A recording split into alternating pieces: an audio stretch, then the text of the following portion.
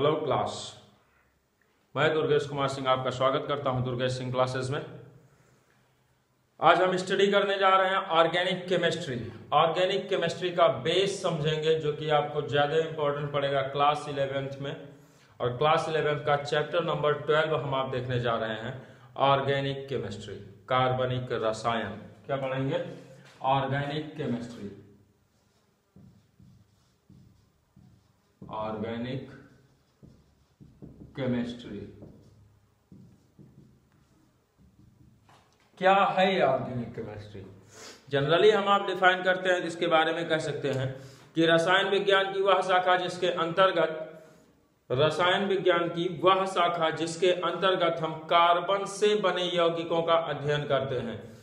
Carbon से बने यौगिकों का अध्ययन करते हैं क्या कहलाता है? कार्बनिक रसायन। लेकिन बात यह आ जाती है कि अगर हम कार्बन से बने यौगिकों का अध्ययन करते हैं तो कार्बन डाइऑक्साइड, कार्बन मोनोऑक्साइड और कार्बोनेटों में भी कार्बन पाया जाता है, किंतु उनकी स्टडी हम आप इनके अंतर्गत नहीं करते। फिर इस पे और ज्यादा शोध होने के बाद, सोचने के बाद वैज्ञानिकों ने कहा कि हम कार्बनिक रसायन उस रसायन की शाखा को कह सकते हैं जिसके अंतर्गत कार्बन व हाइड्रोजन से बने यौगिकों का अध्ययन किया जाता है। किसका अध्ययन? हाइड्रोकार्बन का अध्ययन। तो क्या कह सकते हैं? The branch of chemistry, the branch of chemistry which deals with the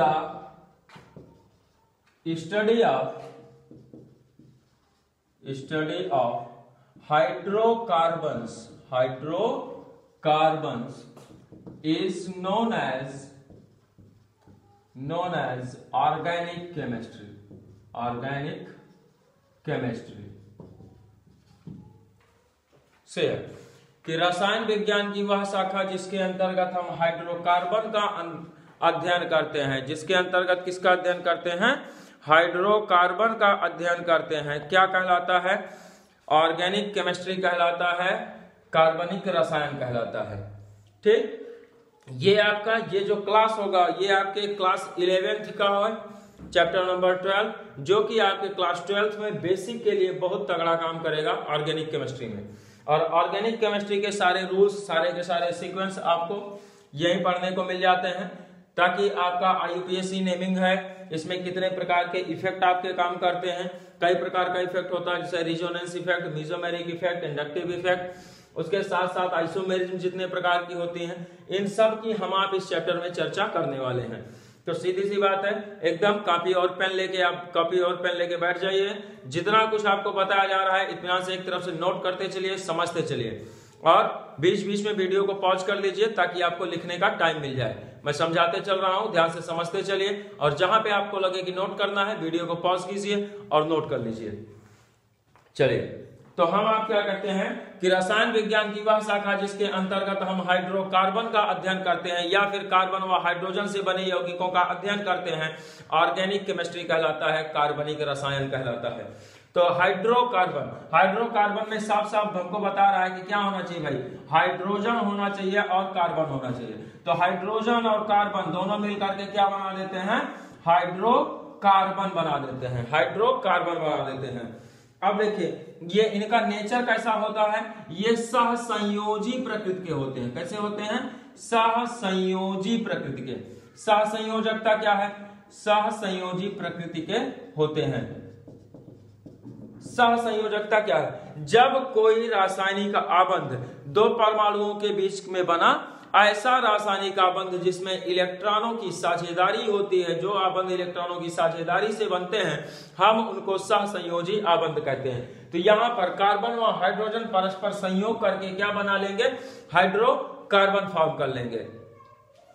अब हम देख लेते हैं कि इस ऑर्गेनिक केमिस्ट्री में हमारे इंपॉर्टेंट एलिमेंट्स कौन कौन से हैं जो कि हमें इसमें ज्यादातर कंपाउंड बनाने में मदद करेंगे।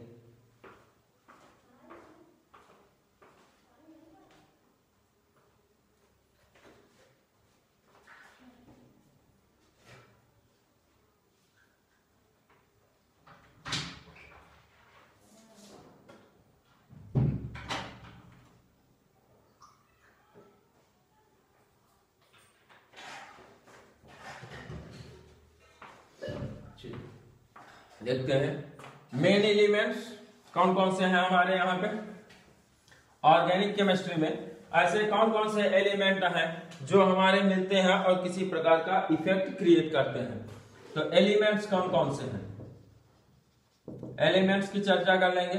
तो भाई ऑर्गेनिक केमिस्ट्री है, साफ साफ हम आप क्या कह रहे हैं कि इसमें कार्बन व हाइड्रोजन से बने यौगिकों का अध्ययन करेंगे। तो कार्बन और हाइड्रोजन तो होना ही है, इसके साथ और कौन से हमारे एलिमेंट होंगे हम उनको भी देख लेते हैं। तो सबसे पहला हमारा एलिमेंट कौन सा हो जाएगा, कार्बन। क्या हो जाएगा, कार्बन। दूसरा कौन सा, हाइड्रोजन, हाइड्रोजन। तीसरा हमारा ऑक्सीजन भी हमको मिलेगा, इसमें बहुत सारे यौगिक में नाइट्रोजन मिलेगा और हैलोजन मिलेगा। हैलोजन यानी कि ग्रुप 17 के एलिमेंट, जो ग्रुप 17 वाले एलिमेंट हैं उन्हीं को हम क्या कहते हैं, हैलोजन कहते हैं। ग्रुप 17 वाले तत्वों को क्या कहा जाता है, हैलोजन कहा जाता है। ग्रुप 17 के तत्वों को हम आप क्या कहते हैं, हैलोजन कहते हैं।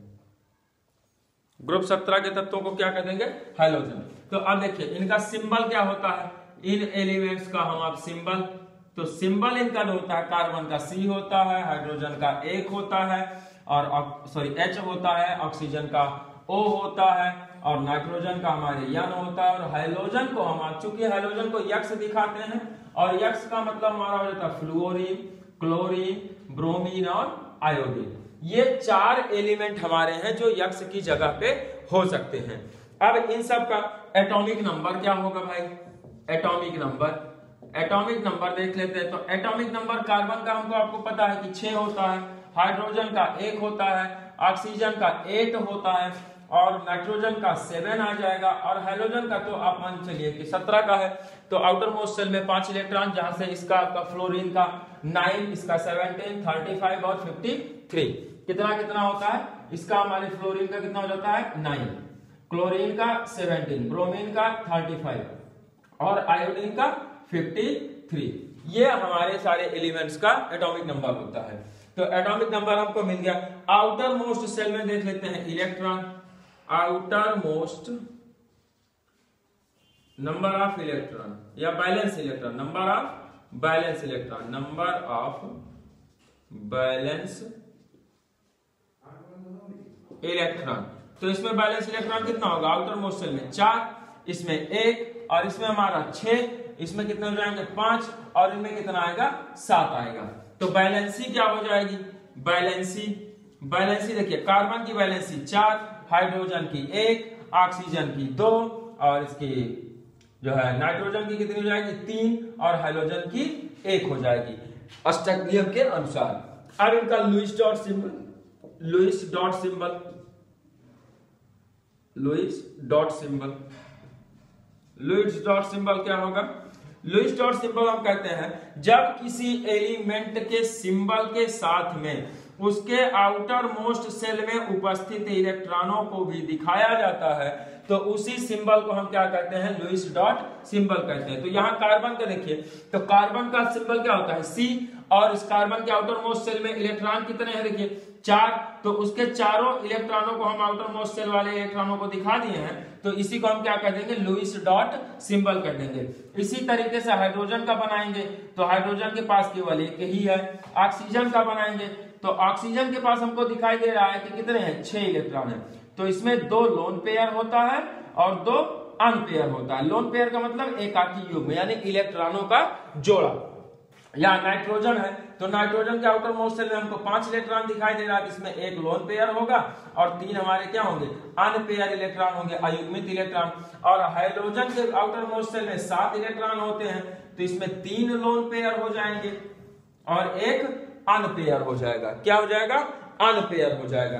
अब देखिए इनका स्ट्रक्चर कैसा बनेगा, स्ट्रक्चर ये किस प्रकार का बनाएंगे, तो structural formula, structural formula. Carbon है तो कार्बन से ये देखिए 4 लाइनें बन सकती हैं, ये 4 सहसंयोजी आबंध बना सकता है। हाइड्रोजन है तो हाइड्रोजन केवल 1 आबंध बना सकता है। ऑक्सीजन देखिए लोन पेयर जो है हमारे, लोन पेयर ये जो है भाग नहीं लेते हैं आबंध बनाने में, तो जब ये भाग नहीं लेंगे तो ये कितने बना सकता है, केवल जो अनपेयर है वही बनाएंगे, तो 2 आबंध बना सकता है। नाइट्रोजन हमारा है तो नाइट्रोजन का लोन पेयर भाग नहीं लेगा तो नाइट्रोजन कितने बना सकता है, 3 इलेक्ट्रॉन, 3 आबंध बना सकता है। इधर हमारा हाइड्रोजन है तो हाइड्रोजन के पास एक ही अनपेयर है तो हाइड्रोजन केवल 1 आबंध बना सकता है। तो इस तरीके से अब जब हमको इन सब की संरचना मिल गई है कि ये इसी प्रकार से आबंध निर्माण करेंगे तो हम इनसे जो है ऑर्गेनिक कंपाउंड बना सकते हैं। क्या बना सकते हैं, ऑर्गेनिक कंपाउंड। लेकिन ऑर्गेनिक कंपाउंड बनाने से पहले हम आप देख लेते हैं कि कार्बन की विशेषता क्या होती है, कार्बन की विशेषताएं समझ लेते हैं, उसके बाद चलते हैं हम आप हाइड्रोकार्बन की ओर और हाइड्रोकार्बनों का फार्मूला वगैरह सूत्र हम आप बनाते हैं कि हाइड्रोकार्बन हमारे कैसे हो सकते हैं। नोट कर लीजिए, ये इंपॉर्टेंट पॉइंट है और चैप्टर में आपको बहुत ज्यादा प्रयोग करना पड़ेगा।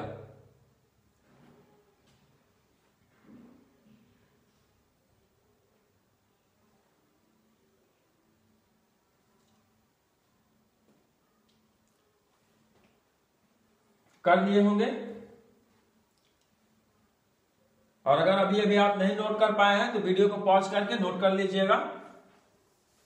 आगे बढ़ते हैं।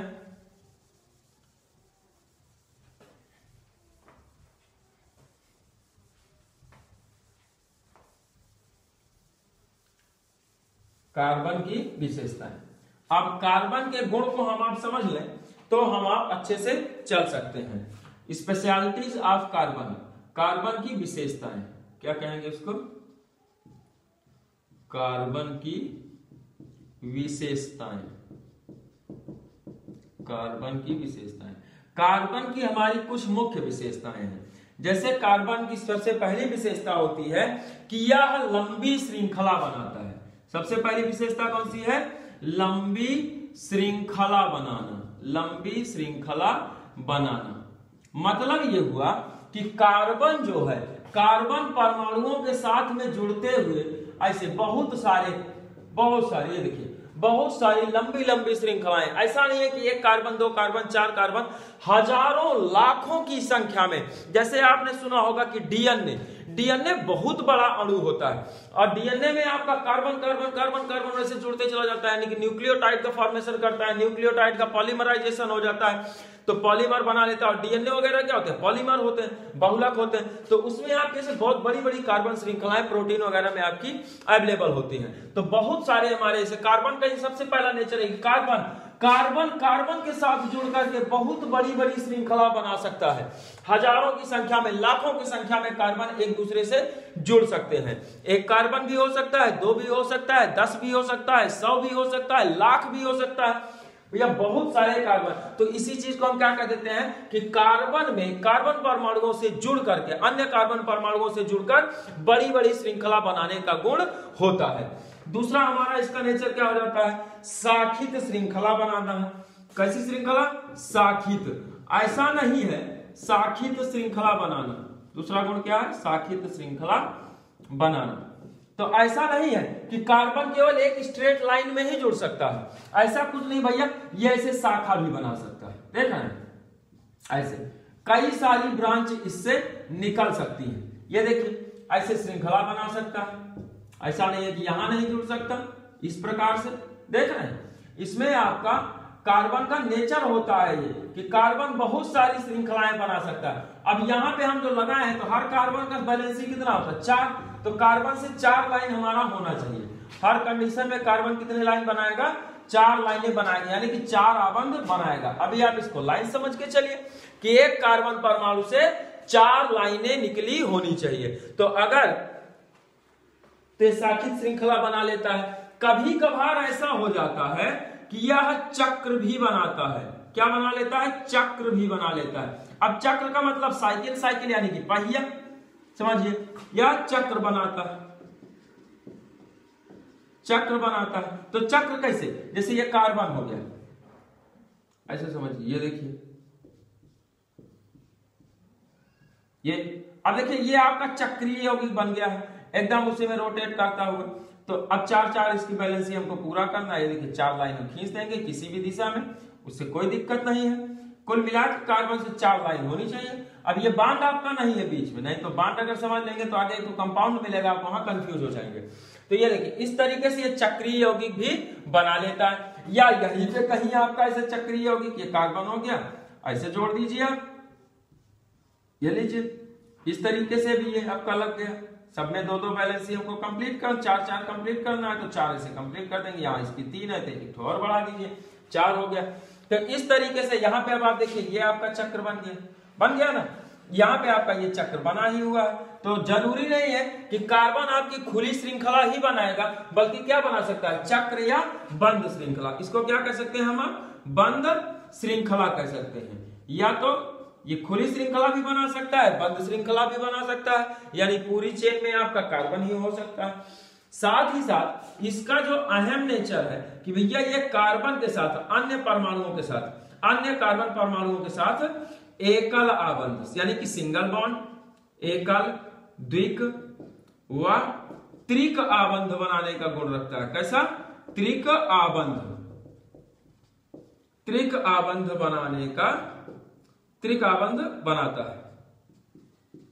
ठीक, जैसे इसी में देखिए तो कार्बन है और कार्बन कार्बन के बीच में हमारा ऐसे द्विबंध बन सकता है, या फिर जो है कार्बन कार्बन के बीच में त्रिबंध बन सकता है। लेकिन भैया कार्बन की वैलेंसी 4 तो होती है, लेकिन कभी कार्बन कार्बन 2 कार्बन परमाणुओं के बीच में 4 आबंध नहीं बन सकते हैं। जब भी बनेगा आपका कार्बन कार्बन के बीच में केवल और केवल 3 आबंध ही बन सकते हैं, 4 आबंध कभी भी नहीं बनेगा। जब भी बनेगा मैक्सिमम कितना हो सकता है, कार्बन कार्बन परमाणुओं के बीच में 4 आबंध बन सकता है, सॉरी 3 आबंध बन सकता है मैक्सिमम, लेकिन 4 आबंध किन्हीं 2 कार्बन परमाणुओं के बीच कभी भी नहीं बन सकता। इस चीज को आप एकदम दिमाग में रख लीजिए। क्लियर है? ये कार्बन की कुछ स्पेशलिटीज हैं, कुछ विशेषताएं हैं, नोट कर लीजिए आप इनको।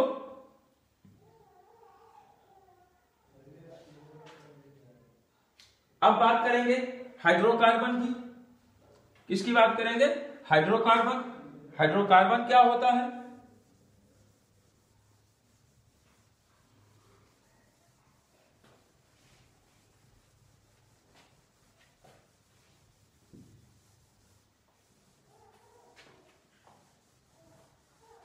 हाइड्रोकार्बन।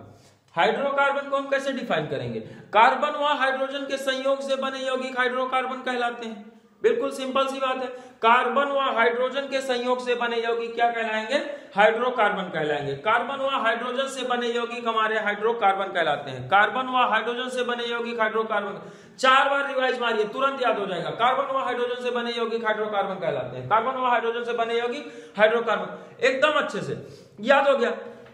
अब कंपाउंड बनाना देख लेते हैं, कैसे बनाएंगे हम। आप किसी चीज कोई भी कंपाउंड हमको बनाना है, जैसे एक तो कार्बन ले लिया है तो कार्बन की बैलेंसी क्या होती है, 4 होती है। अब जब कार्बन की बैलेंसी 4 है तो हम इसके साथ क्या जोड़ दें, हाइड्रोजन जोड़ दें। हाइड्रोजन की बैलेंसी 1, ये देखिए बन गया एक सूत्र हमारा, एक यौगिक का निर्माण हो गया। ठीक है ना। या इसी तरीके से हम आप 2 कार्बन ले लें, 2 कार्बन ले लिया, दोनों के बीच में देखिए कितना कितना लाइन, एक एक लाइन दोनों का भरा है, तो 3-3 लाइन और बनाइए। एक सिंगल जो बैलेंसी जिसकी है उसको 3-3 लगा दीजिए, ये लीजिए दूसरा कंपाउंड हमारा बन गया। ठीक है ना। तो इस तरीके से हम आप सूत्र बना सकते हैं बिल्कुल आसानी से। कार्बन है, ऑक्सीजन जोड़ना है, ऑक्सीजन जोड़ दिए, 2 ठो लगा दिए, चलिए। या फिर चलिए इधर 1 लगा दिए, ऑक्सीजन की 1 बैलेंसी खाली कर देते हैं। इधर जो है 1 और लगा दिए, इधर बैलेंसी खाली कर देते हैं। और इधर क्या जोड़ते हैं, कार्बन जोड़ देते हैं, ये लीजिए। अब क्या करेंगे, यहाँ पे खाली है H लगा दीजिए, ठीक ना। यहाँ पे खाली है H लगा दीजिए, यहाँ खाली है H लगा दीजिए। यहाँ ऑक्सीजन का 2 बैलेंसी होता है, दोनों भर गया है। और यहाँ पे कार्बन का खाली है तो कार्बन का 3 ठो खाली है, तो ऐसे करते कार्बन हाइड्रोजन लगा लीजिए, लीजिए हाइड्रोजन लगा दिए, बन गया एक नया वाला कंपाउंड हमारा। तो ऐसे अलग अलग हमारे कि कार्बन से मैक्सिमम कितनी लाइनें, 4 लाइनें। हाइड्रोजन से मैक्सिमम केवल और केवल 1 लाइन। नाइट्रोजन से कितनी, 3 लाइनें। नाइट्रोजन से 3 लाइनें बनानी, ऑक्सीजन से 2 बनानी है और हाइड्रोजन से 1 बनानी है। तो इस प्रकार से अगर हम दूसरा कंपाउंड देखेंगे, इसका शॉर्ट फॉर्म क्या हो जाएगा, क्या लिख सकते हैं इसको, C, एक तो C है C और H4, इसको क्या लिख सकते हैं, C2, 2 ठो कार्बन, C2H6, C2H6, इसको क्या लिख सकते हैं, C2, H के O कितने हैं, C2O2, अच्छा H पहले लिख लेते हैं, C2H6O2, इस प्रकार का ऐसे सूत्र हमारा बनता चला जाएगा। और देखिए आप, जैसे कार्बन कार्बन के बीच में द्विबंध लगा दिया, जो दोनों की दो दो संयोजकताएं हमारी भरी हुई है, दो दो खाली है, तो दो दो H लगा दीजिए दोनों के साथ में। इसका सूत्र क्या बन गया, C2H4 बन गया। कार्बन और कार्बन है, दोनों एक दूसरे से ट्रिपल बॉन्ड बना के जुड़े हुए हैं, हाइड्रोजन लगा दीजिए एक, तो सूत्र क्या बन गया, C2H2 बन गया। तो इस तरीके से हम आप यौगिकों के सूत्र बना सकते हैं। जैसे मान लीजिए हमको दिया गया C के साथ में 3 तो H लगा दीजिए, C के साथ C जोड़ दीजिए, H हो गया, H हो गया, OH हो गया। ये देखिए अब यहाँ पे सूत्र क्या मिल गया, C2H5OH मिल गया। इस तरीके से फार्मूला मिल गया। तो अब इस तरीके से हम आप कई सारे सूत्र बना सकते हैं। मान लीजिए दिया गया कि कार्बन है, कार्बन के साथ डबल बॉन्ड बना के इसको जोड़ दीजिए और 3 तो इधर H लगा दीजिए। ये लीजिए एक नया सूत्र यौगिक हो गया CH3CHO।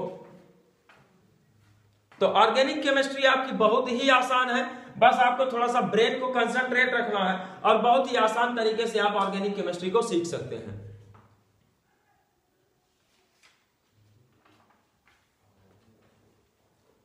क्लियर है? तो इस तरीके से अभी नाइट्रोजन मान लीजिए कहीं हमको जोड़ना हुआ, तो हमको पता है कि कार्बन और नाइट्रोजन के बीच में मैक्सिमम ट्रिपल बॉन्ड बन सकता है। ये लीजिए, तो कार्बन का एक वैलेंसी खाली है, बन गया ऑर्गेनिक कंपाउंड, हाइड्रोजन साइनाइड बन गया। ये क्या कर देंगे, हाइड्रोजन साइनाइड शॉर्ट में लिखेंगे तो HCl लिख देंगे। या फिर मान लीजिए कार्बन है, कार्बन के साथ एक ही बंध बना के ये जुड़ा है, इसका 2 वैलेंसी खाली है, इस पे क्या लगा दे, H लगा दे, और इसका 3 खाली है, इस पर भी H लगा देते हैं। क्या बन गया, CH3NH2 बन गया, एमीन हो गया ये। ठीक है, तो इस तरीके से हम बहुत सारे कंपाउंड बना सकते हैं। संरचना बनाना बिल्कुल, कार्बन को आप देखते जाइए, कार्बन कार्बन रखते जाइए। मान लीजिए हमको उसने दे दिया कि भैया आप जो है CH3COOH का फार्मूला बना दीजिए, CH3COOH का फार्मूला बना दीजिए। किसका फार्मूला बनाना है, स्ट्रक्चरल फार्मूला, CH3COOH का फार्मूला आपको बनाना है। किसका, CH3COOH। ठीक है, तो कार्बन है, कार्बन से कार्बन जुड़ा होगा, फिक्स है। अब इस कार्बन से बता रहा है कि 3 तो हाइड्रोजन लगे हैं, लगा देते हैं, लगा दिए। और फिर कह रहा है इस कार्बन से 2 ठो ऑक्सीजन जुड़े हैं और 1 ठो H जुड़ा हुआ है, पता नहीं अब ये H हमारा O के साथ में है, ये C के साथ में है। तो आप इतना याद रखिए कि अगर O के बाद H को लिखा गया है तो वो जाहिर सी बात है कि आपका किसके साथ जुड़ा है, O के साथ में जुड़ा हुआ है। और जो आपका कार्बन के बगल क्या दिया गया, O, तो डबल बॉन्ड बना के O जोड़ दीजिए और फिर यहाँ पे OH जोड़ दीजिए। देखिए कार्बन से 4 लाइनें, इस कार्बन से भी 4 लाइनें, ऑक्सीजन से 2 होना चाहिए, 2 है, हाइड्रोजन से जो है कितना, 1 होना चाहिए, 1 1 बना हुआ है, ऑक्सीजन का 2 होना चाहिए। यहाँ इन दोनों के बीच में भी बॉन्डिंग है, यहाँ पर भी बॉन्डिंग है, तो इसको भी आप एकदम आसानी से बना सकते हैं। तो इस तरीके से हम आप ऑर्गेनिक कंपाउंडों के स्ट्रक्चर्स फॉर्म कर सकते हैं, बना सकते हैं बिल्कुल आसानी से।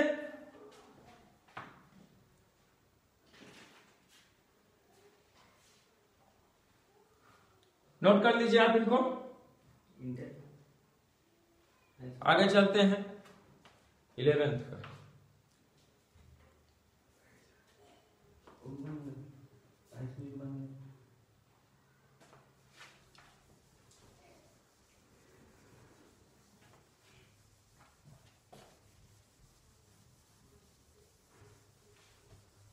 अगला हम आप देख लेते हैं लाइन स्ट्रक्चर। क्या कहते हैं उसको, लाइन स्ट्रक्चर, रेखा संरचना, रेखीय संरचना है, लाइन या लीनियर स्ट्रक्चर, लीनियर स्ट्रक्चर, रेखीय संरचना, रेखीय संरचनाएं। कभी कभार हम आप एकदम से कंफ्यूज हो जाते हैं, हमको क्या दे देता है, ऐसे लाइन बना के दे देता है। अब हम आप कंफ्यूज है, ऐसे लाइन बना के दे देगा और कहेगा कि एक काम कीजिए, आप इसका IUPAC नाम दे दीजिए या ये कौन सा यौगिक है उसको पहचानिए, ऐसे बना देगा लाइन, लाइन ऐसे उठपटांग खींच के दे देगा। अब यम की तरह बना दिया, अब आप कंफ्यूज हो गए। तो हमें ध्यान ये देना है कि ये जो हमारा शीर्ष होता है, ये देख रहे हैं स्वतंत्र सिरे जो होते हैं उन्हीं को हम क्या कहते हैं, शीर्ष कहते हैं। तो इस शीर्ष पर हमेशा CH3 ग्रुप होगा या फिर वो किसी प्रकार का फंक्शनल ग्रुप लगा के देगा। तो यहाँ पे है कार्बन, फिर हम यहां से आगे बढ़े तो यहां आ गए, देखिए पहला पोजीशन, ये दूसरा पोजीशन, तीसरा, चौथा और 5वां। तो ये दूसरा पोजीशन पे भी कार्बन, फिर आगे चले तो यहाँ तीसरा पोजीशन पे कार्बन, फिर पहुंचे तो यहाँ चौथा पोजीशन का कार्बन, और यहाँ पहुंचे तो पांचवा पोजीशन। अब हर कार्बन का आप देखेंगे तो ये जो किनारे वाले दोनों कार्बन है इनसे केवल और केवल एक एक लाइनें खींची हुई है। जब एक एक लाइन खींची हुई है और हमको हाइड्रोकार्बन बनाना है तो हम क्या करेंगे, इसमें हाइड्रोजन जोड़ देंगे। हाइड्रोकार्बन बनाना है तो क्या जोड़ दें, हाइड्रोजन जोड़ दें। तो इन दोनों में एक एक पूरी है तो 3 पूरा करने के लिए क्या लगा देते हैं, 3 हाइड्रोजन लगा देते हैं। इस कार्बन में देखिए तो कितनी पूरी है, 2 केवल पूरी है, तो इसमें आप 2 हाइड्रोजन जोड़ दीजिए, CH2 हो गया। इसमें भी आप जोड़ दीजिए तो क्या हो गया, CH2 हो गया। और यहां पर भी हमको कितने लगाने, 2। तो इस तरीके से हर कार्बन के पास आप देख रहे हैं कि 4 लाइन बनी हुई है और हर हाइड्रोजन के पास 2 लाइन बनी हुई है। तो इस तरीके से हम आप चलेंगे तो इसे ऐसे स्ट्रक्चर को हम क्या कह देंगे, लीनियर स्ट्रक्चर कह देंगे, रेखीय संरचना कह देंगे। क्या कहेंगे, रेखीय संरचनाएं कह देंगे। ठीक, इसके साथ ही कभी कभी मान लीजिए डबल बॉन्ड वगैरह आ गया, ऐसे किया, ऐसे करके दे दिया और यहीं पे आपका क्या ठोक दिया, डबल बॉन्ड लगा दिया भाई। अब जब डबल बॉन्ड लगा दिया तब भी हम आप कंफ्यूज हैं कि अब ये तो डबल बॉन्ड देके हमको कर दिया है, अब हम कैसे करें इसको। तो कोई दिक्कत नहीं है, आप यहाँ पे कार्बन बनाइए, एक लाइन खींचिए, कार्बन बनाइए, फिर से नीचे आइए, कार्बन बनाइए और यहीं से क्या कीजिए, डबल बॉन्ड निकाल दीजिए। तो डबल बॉन्ड निकाल दिया है तो यहाँ इस कार्बन के साथ देखिए कितना लाइन है, केवल एक लाइन है, तो इसके साथ कितनी बना देंगे, 3 बना देंगे। इसके साथ में 2 है तो यहाँ पर 2 हाइड्रोजन लगा देंगे हम, ऐसे हाइड्रोजन लगाते चलिए। हाइड्रोकार्बन बनाना है, यहाँ पे देखिए इस कार्बन से 1 2 3 3 है तो केवल कितना है आज, 1। यहाँ इस कार्बन से 2 लाइन है, कितने एच लग जाएंगे, 2 लग जाएंगे। तो ये देखिए बन गया, अरे सॉरी क्या बन गया हमारा, एक दूसरा ऑर्गेनिक कंपाउंड बन गया। अगर कभी कभार ऐसे संरचना दे दिया साइक्लिक, अब साइकिल दे दिया तो जितने कॉर्नर है वहां पे क्या है, कार्बन है। तो ऊपर वाले कॉर्नर पे एक कार्बन, फिर यहाँ पे एक कार्बन, फिर यहाँ एक कार्बन और ऐसे तीनों मिले हुए हैं। तो हर कार्बन से आप देखिए तो 2-2 बैलेंस ही आपका पूरा है। तो 2-2 जब कंप्लीट है तो बाकी 2 को हम किससे पूरा कर दें, हाइड्रोजन से पूरा कर देते हैं। हो गया सबका 4-4 बैलेंस ही, 4-4 बैलेंस ही हो गया। तो इस तरीके से आपका जो है क्या बन गया, हाइड्रोकार्बन बन गया। लेकिन यह हाइड्रोकार्बन है कैसा, साइक्लिक। तो इसका जब भी हम आप नाम करने लगेंगे तो इसका नामकरण से पहले एक प्रीफिक्स जोड़ देंगे, उसको हम आप कह देंगे साइक्लो।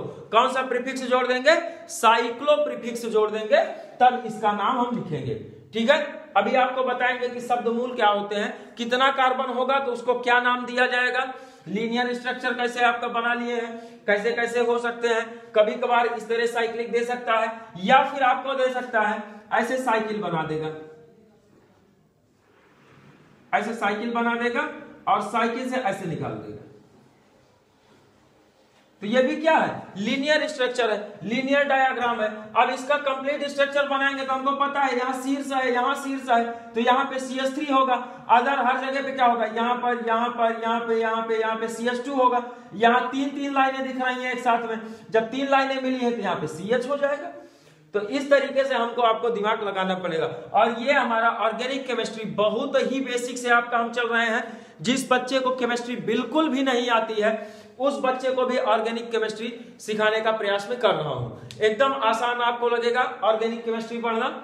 आपको वीडियो पसंद आया हो तो दोस्तों में इसको शेयर करें, चैनल को सब्सक्राइब करें, अगर नए हैं तो चैनल को सब्सक्राइब करें, लाइक करें ज्यादा से ज्यादा। और अगर आपको कहीं वीडियो में कोई प्रॉब्लम आ रही है, आप इसको समझ नहीं पा रहे हैं, तो कमेंट बॉक्स में अपने कमेंट अवश्य लिखें। धन्यवाद।